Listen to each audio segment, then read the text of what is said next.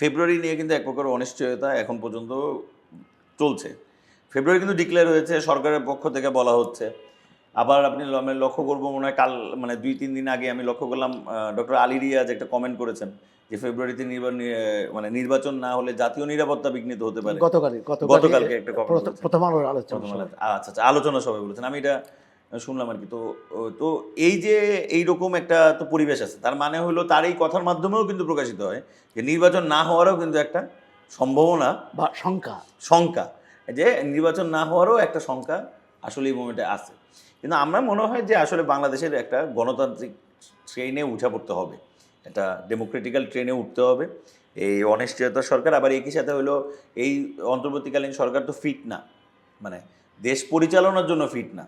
ফলে আরও 1 মাস 2 মাস 3 মাস এই সরকারকে বেশি দেওয়া, এটা এক প্রকার দেশের জন্য সামগ্রিকভাবেও ক্ষতির শিকার হইতে পারে। সেটা নির্বাচন করে যেই জিতুক না কেন, কারণ যে একটা যদি আমরা যদি কমসে কম আমাদের পার্লামেন্টটাকে আরেকবার সচল করতে পারি, আমাদের গণতন্ত্রটার যদি আরেকবার সচল করা যায়, তাহলে নিশ্চয়ই আমরা ধীরে ধীরে দেখা যাবে যে আমরা ধারাবাহিকভাবে যদি কয়েকটা বার আমরা একটা গণতান্ত্রিক উপায়ে নির্বাচনটা আয়োজন করতে পারি, দেখা যাবে বাংলাদেশ একটা গণতান্ত্রিক স্কেলে